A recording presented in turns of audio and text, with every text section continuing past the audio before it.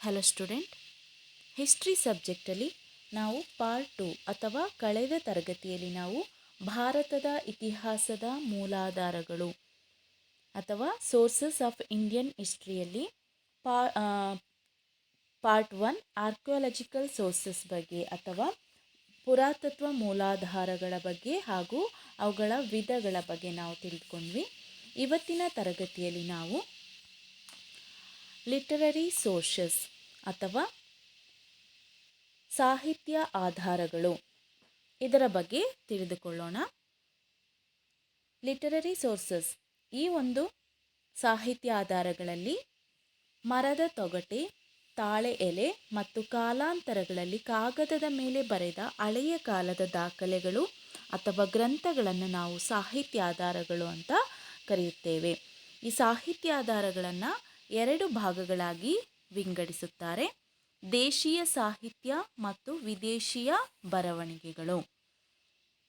The written records are books of the past, usually written on palm leaves, barks of trees, much later on paper, are called as literary sources. Literary sources can be classified into 2 types. First one is indigenous literature and foreign accounts, or secular literature or foreign accounts. ಅಂದರೆ ಸಾಹಿತ್ಯ ಆಧಾರಗಳಲ್ಲಿ ನಾವು 2 ಭಾಗಗಳನ್ನು ನೋಡ್ಬೋದಾಗಿದೆ. ಸಾಹಿತ್ಯ ಆಧಾರಗಳು ಅಂತಂದರೆ ನಾವೀಗ last ಕ್ಲಾಸಲ್ಲಿ ನಾವು ನೋಡಿದ್ವಿ, ಪುರಾತತ್ವ ಮೂಲಾಧಾರಗಳಲ್ಲಿ ಯಾವುದೇ ರೀತಿಯಾದಂತಹ ಲಿಖಿತ ಆಧಾರಗಳು ಸಿಗುತ್ತಿರಲಿಲ್ಲ. ಆದ್ದರಿಂದ ಅದನ್ನು ನಾವು ಪುರಾತತ್ವ ಮೂಲಾಧಾರಗಳು, ಉದಾಹರಣೆಗೆ ಉತ್ಖನನಗಳು, ಸ್ಮಾರಕಗಳು, ನಾಣ್ಯಗಳು, ವರ್ಣಚಿತ್ರಗಳು, ಶಾಸನಗಳು, ಇದರ ಬಗ್ಗೆ ನಾವು ಕಳೆದ ತರಗತಿಯಲ್ಲಿ ಅಧ್ಯಯನವನ್ನು ಮಾಡಿದ್ವಿ. ಈ ಸಾಹಿತ್ಯ ಆಧಾರಗಳಲ್ಲಿ ಕಾಲಾನಂತರದಲ್ಲಿ ಏನಾಗುತ್ತೆ ಅಂತಂದರೆ, ಕಾಗದದ ಮೇಲೆ ಅಥವಾ ಮರದ ತೊಗಟೆಯ ಮೇಲೆ, ತಾಳೆ ಎಲೆಯ ಮೇಲೆ, ಇವುಗಳ ಮೇಲೆಲ್ಲ ಬರೆದಂತಹ ಹಳೆಯ ಕಾಲದ ದಾಖಲೆಗಳನ್ನು ನಾವು ಅಥವಾ ಗ್ರಂಥಗಳನ್ನು ನಾವು ಸಾಹಿತ್ಯ ಆಧಾರಗಳು ಅಂತ ಕರೆಯುತ್ತೇವೆ. ಈ ಸಾಹಿತ್ಯ ಆಧಾರಗಳಲ್ಲಿ ಕೂಡ 2 ಬಗೆಗಳಲ್ಲಿ ನಾವು ನೋಡ್ಬೋದಾಗಿದೆ: ದೇಶೀಯ ಸಾಹಿತ್ಯ ಆಧಾರಗಳು ಮತ್ತು ವಿದೇಶಿ ಬರವಣಿಗೆಗಳು ಅಂತ ನಾವು 2 ಭಾಗಗಳನ್ನು ನೋಡ್ಬೋದು.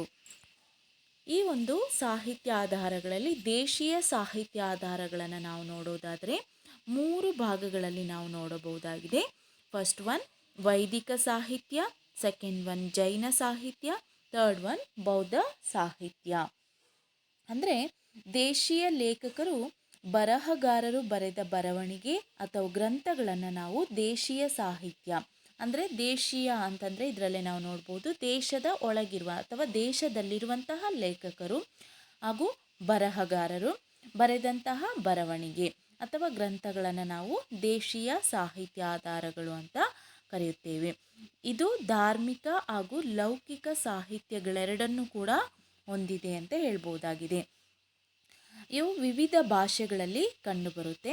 ವೈದಿಕ ಋಷಿಗಳು, ಅಂದರೆ ನಾವೀಗ ಫಸ್ಟ್ ಒನ್ ನೋಡೋದಾದರೆ ವೈದಿಕ ಸಾಹಿತ್ಯದ ಬಗ್ಗೆ ನೋಡೋದಾದರೆ, ವೈದಿಕ ಋಷಿಗಳು ಹಾಗೆ ಜೈನ ಹಾಗೂ ಬೌದ್ಧ ಸನ್ಯಾಸಿಗಳು ರಚಿಸಿದಂತಹ ಧಾರ್ಮಿಕ ಸಾಹಿತ್ಯವು ಇತಿಹಾಸದ ಪ್ರಮುಖ ಮೂಲಾಧಾರಗಳಲ್ಲಿ ಒಂದಾಗಿದೆ.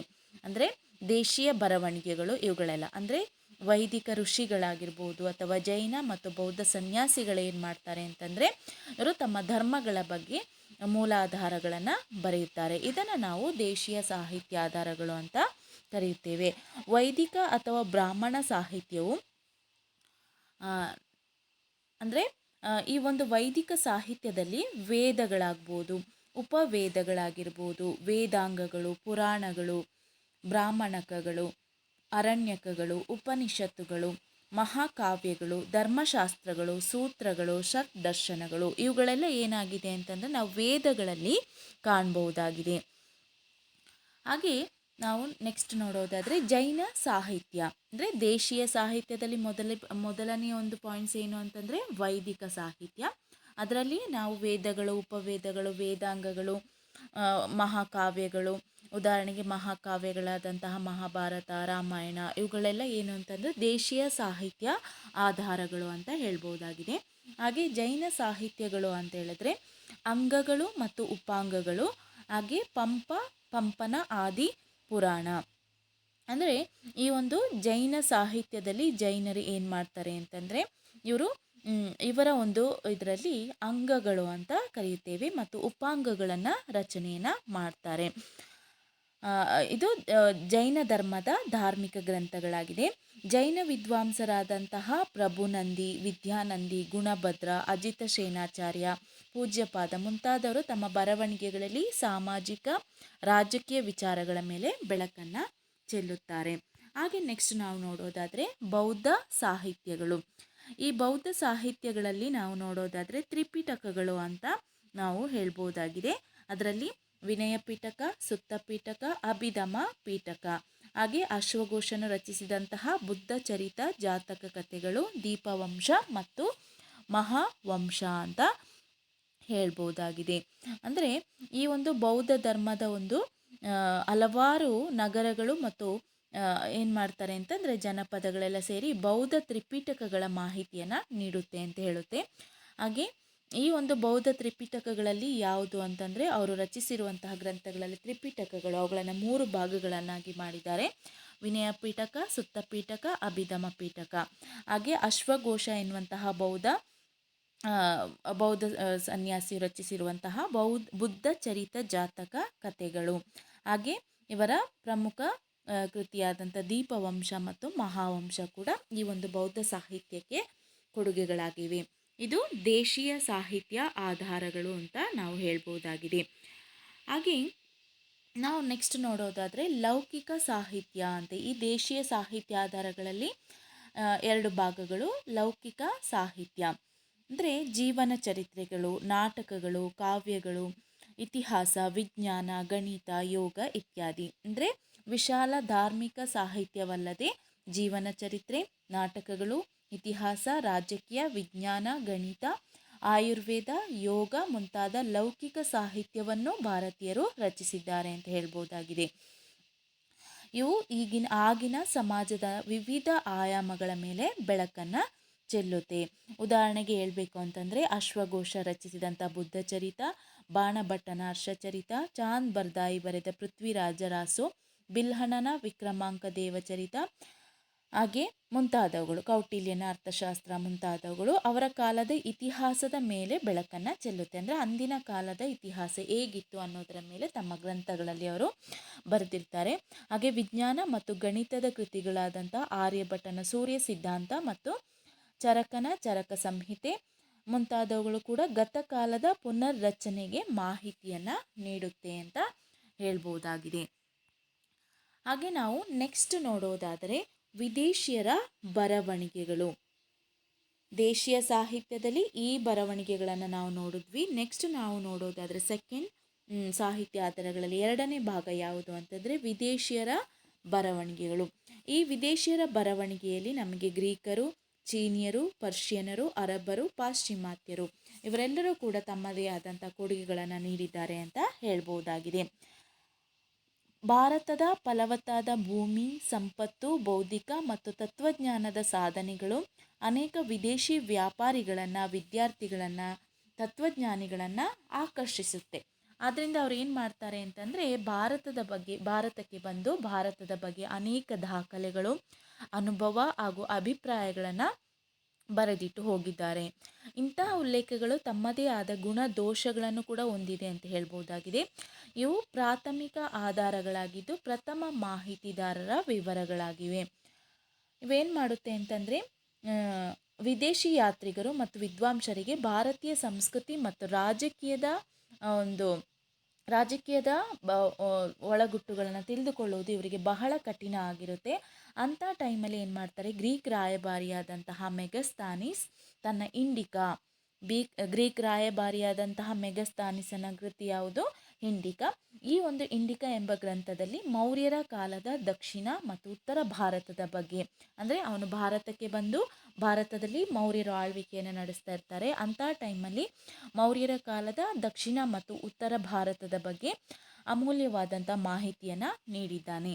ಹಾಗೆ ಮತ್ತೊಬ್ಬ ಇತಿಹಾಸಗಾರ, ಗ್ರೀಕ್ ಇತಿಹಾಸಗಾರನಾದಂತಹ ಟಾಲೆಮಿ, ಈತ ಕೂಡ ತನ್ನ ಗ್ರಂಥವಾದಂಥ ಜಿಯೋಗ್ರಫಿ ಎಂಬ ಗ್ರಂಥದಲ್ಲಿ ಪ್ರಾಚೀನ ಭಾರತದ ವಾಣಿಜ್ಯ ವ್ಯಾಪಾರದ ಸಂಬಂಧಗಳ ಬಗ್ಗೆ ವಿವರಣೆಯನ್ನು ನೀಡ್ತಾರೆ. ಇವರೆಲ್ಲ ವಿದೇಶಿ ಬರಹಗಾರರು.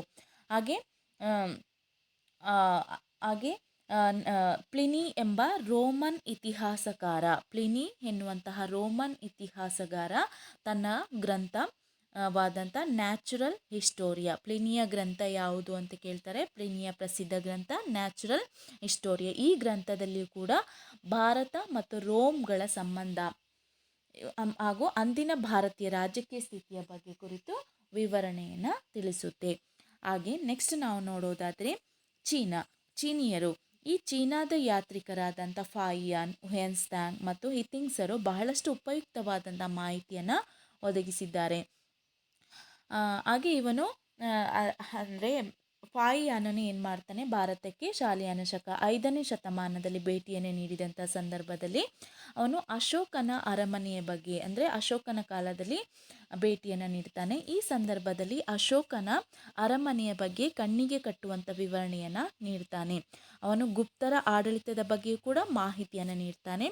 ಹಾಗೆ ಹುಯೆನ್ಸಾಂಗನು 7ನೇ ಶತಮಾನದಲ್ಲಿ ಭಾರತಕ್ಕೆ ಭೇಟಿ ನೀಡಿ ಅವನು ಸುಮಾರು 18 ವರ್ಷಗಳ ಕಾಲ ಭಾರತದಲ್ಲಿ ಪ್ರವಾಸವನ್ನು ಕೈಗೊಳ್ತಾನೆ. ಅವನು ತನ್ನ ಗ್ರಂಥವಾದ ಹುಯೆನ್ಸಾಂಗನ ಗ್ರಂಥ ಸಿಯೂಕಿ, ಈ ಸಿಯೂಕಿ ಗ್ರಂಥದಲ್ಲಿ ಅಮೂಲ್ಯವಾದಂತಹ ಮಾಹಿತಿಯನ್ನು ನೀಡಿದ್ದಾನೆ. ಹಾಗೆ ಇವನು ಹರ್ಷವರ್ಧನ ಮತ್ತು ಅಂದರೆ ಭಾರತದ ರಾಜರಾದಂಥ ಹರ್ಷವರ್ಧನ ಮತ್ತು ಇಮ್ಮಡಿ ಪುಲಿಕೇಶಿಯರ ಆಸ್ಥಾನಕ್ಕೆ ಕೂಡ ಭೇಟಿಯನ್ನು ನೀಡ್ತಾನೆ. ಜೊತೆಗೆ ಇಲ್ಲಿನ ಧರ್ಮ, ಶಿಕ್ಷಣ, ಸಮಾಜ ಮತ್ತು ಆಡಳಿತದ ಬಗ್ಗೆ ಹೆಚ್ಚಿನ ಚಿತ್ರಣವನ್ನು ತನ್ನ ಒಂದು ಗ್ರಂಥದಲ್ಲಿ ನೀಡಿದ್ದಾನೆ. ಹಾಗೆ ನಂತರ ನಾವು ನೋಡೋದಾದರೆ ಮುಸ್ಲಿಂ ಬರಹಗಾರರು ಅಥವಾ ಅರಬ್ಬರು, ಇವರು ಏನು ಮಾಡ್ತಾರೆ ಅಂತಂದರೆ ಭಾರತಕ್ಕೂ ಕೂಡ ಅಮೂಲ್ಯವಾದಂತಹ ಕೊಡುಗೆಗಳನ್ನು, ಮಾಹಿತಿಯನ್ನು ಕೊಟ್ಟಿದ್ದಾರೆ. ಫಿರೋಜ್ ಶಾಹ ಎನ್ನುವಂತಹ ಇವನೇನು ಮಾಡ್ತಾನೆ ಅಂತ ಶಹನಾಮ, ಬಾಬರ್ ನಾಮ, ಅಂದರೆ ಇವರೆಲ್ಲ ಏನು ಮಾಡ್ತಾರೆ ಅಂತಂದರೆ ಭಾರತದಲ್ಲಿ ಆಳ್ವಿಕೆಯನ್ನು ನಡೆಸುತ್ತಿದ್ದಂಥ ಅಕ್ಬರ್, ಬಾಬರ್ ಮುಂತಾದಂಥ ರಾಜರ ಬಗ್ಗೆ ಇವರು ಏನು ಮಾಡ್ತಾರೆ, ಅರಬ್ಬರು ಭಾರತಕ್ಕೆ ಬಂದು ತಮ್ಮ ಒಂದು ಗ್ರಂಥವನ್ನು ಅಥವಾ ಬರಹಗಳನ್ನು ಬರೆಯುತ್ತಾರೆ. ಹಾಗೆ ಬಾಬರನ ಬಾಬರ್ನಾಮ, ಜಹಂಗೀರನ ಜಹಂಗೀರ್ನಾಮ ಮುಂತಾದವುಗಳು. ಹಾಗೆ ಅರಬ್ ಪ್ರವಾಸಿಗರಾದಂತಹ ಸುಲೈಮಾನ್ ಎನ್ನುವಂಥವನು, ಅಲ್ಬೆರುನಿ ಮತ್ತು ಇಬನ್ ಬತೂತರು ಭಾರತದ ಇತಿಹಾಸದ ಬಗ್ಗೆ ದಾಖಲೆಯನ್ನು ಬಿಟ್ಟು ಹೋಗಿದ್ದಾರೆ.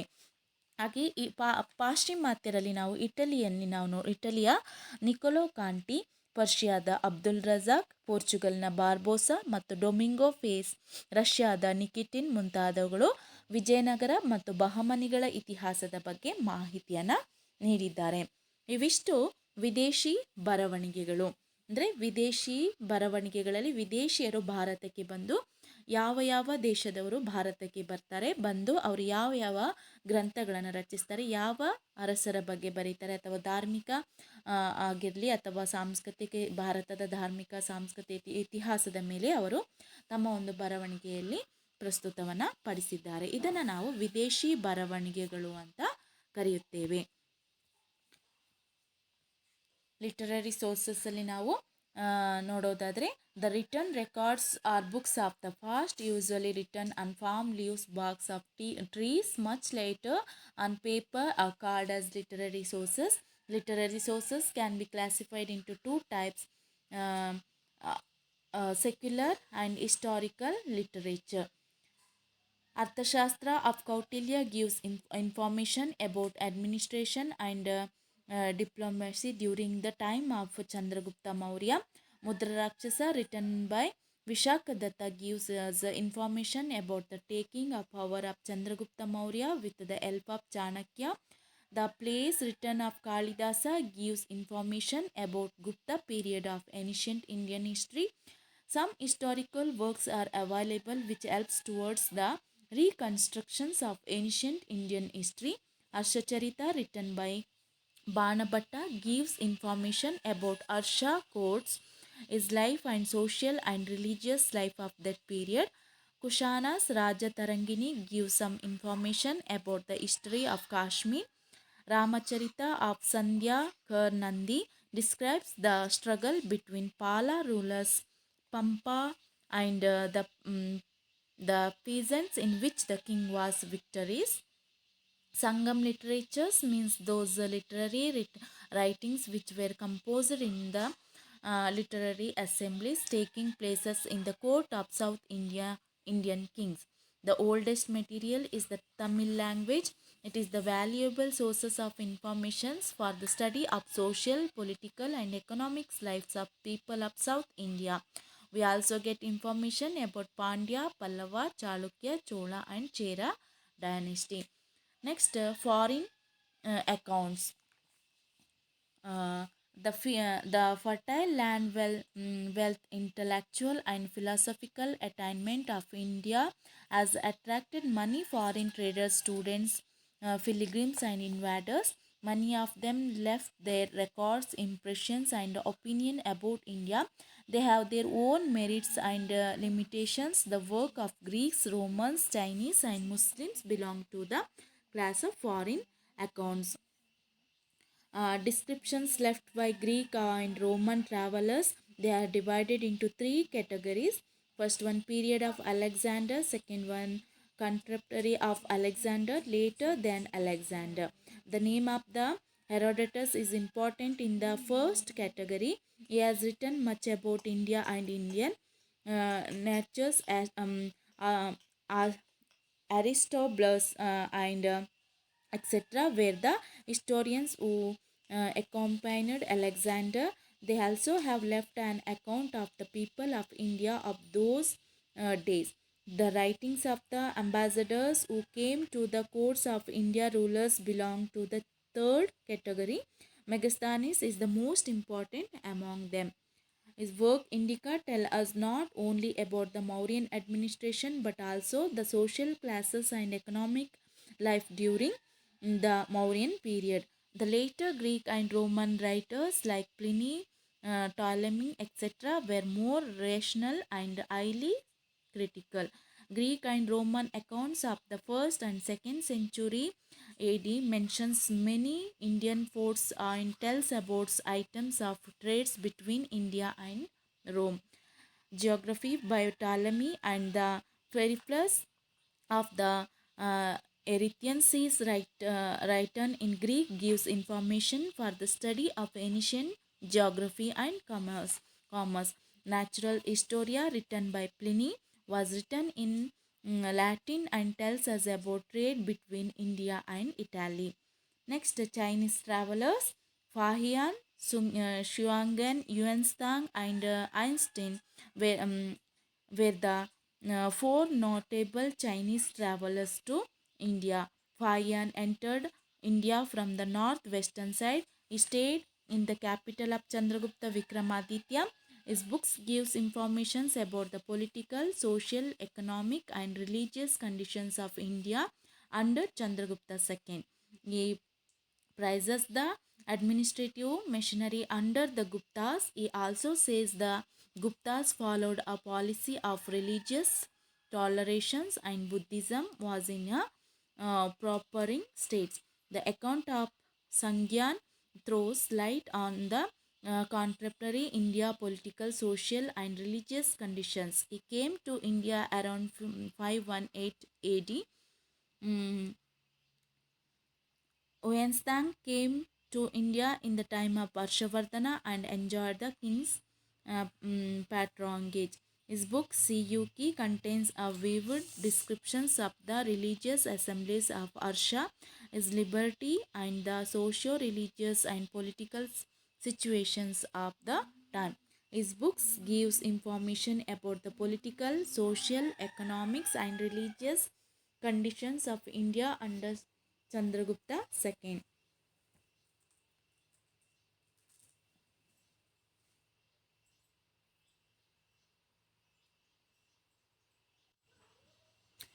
As Singh stays for him long time in the universities of Vikramaditya and Nalanda. His accounts throw lights on the decline of Nalanda and Vikramaditya universities and the contemporary situation. The Chinese travelers' accounts were mostly written from the Buddhist points of view. Some writers are said to have neglected the non-religious except uh, uh, Tibetan historian Taranath. Taranath, a Tibetan scholar, wrote the work History of Buddhism. This work is especially useful for the history of most Mauryan period. It gives information about Shakas, um, Parthians and Kushanas. Muslim writers Tanik Hind, written by Al-Biruni, gives an account of Hindu's manner and literature, science and literatures. He came to India with Muhammad of Ghazni. He was well versed in Sanskrit language and Hindu social and religious customs. Ibn Battuta, Al-Masudi, Nizamuddin, Hasan Nizami, etc. are other important Muslims writers. Many other travelers like Niccolo Conti of Italy, Domingo Pius and Portugal's Abdul Razak of Persia, etc. have given a lot of information regarding the Vijayanagara and Bahmani history. The Venetian traveler Marco Polo has left a very interesting account of the social manners, the customs of South India. So, Muslim writers and historians have given valuable contributions. Importance among them are periods Shahnama and Babar Nama by Babar, Jahangir Nama by Jahangir, Akbar Nama by Abdul Fazal. The Arab traveler Sulaiman al-Biruni and Ibn Battuta have left their records about Indian history. Many other travelers like Niccolo Conti of Italy, Abdul Razak of Persia, Barbosa and Domingo Pace of Portugal and Niccolo Conti of Russia are given lot of information regarding Vijayanagara and Bahmani history. ಇವಿಷ್ಟು foreign literature foreign ಅಕೌಂಟ್ಸಲ್ಲಿ ನಾವು ನೋಡೋದಾದರೆ ಇದು ಈ ಒಂದು ಟಾಪಿಕಲ್ಲಿ ನಮಗೆ ಕೇಳುವಂತಹ questions ಯಾವುದು ಅಂತಂದರೆ write a note on contributions of foreign writers in reconstructing the history of India. Write a note on the importance of archaeological sources in reconstructing the history of India. ಅಥವಾ ಭಾರತದ ಇತಿಹಾಸ ರಚನೆಗೆ ವಿದೇಶಿ ಬರಹಗಾರರ ಕೊಡುಗೆಗಳನ್ನು ಕುರಿತು ಬರೆಯಬೇಕು. ಅಥವಾ ಭಾರತದ ಇತಿಹಾಸದ ರಚನೆಗೆ ಪ್ರಾಕ್ತನ ಆಧಾರ ಅಥವಾ ಪುರಾತತ್ವ ಆಧಾರಗಳ ಮಹತ್ವವನ್ನು ಕುರಿತು ಬರೆಯಿರಿ. ಇದು ನಾನು ಲಾಸ್ಟ್ ಕ್ಲಾಸಲ್ಲಿ ಮಾಡಿದಂತಹ ಒಂದು ಟಾಪಿಕ್ ಆಗಿರುತ್ತೆ. ಇವೆರಡನ್ನು ಕೂಡ ನೀವು ಬರೆದು ವಾಟ್ಸಪ್ ಗ್ರೂಪಲ್ಲಿ ಸೆಂಡ್ ಮಾಡಬೇಕು. Thank you.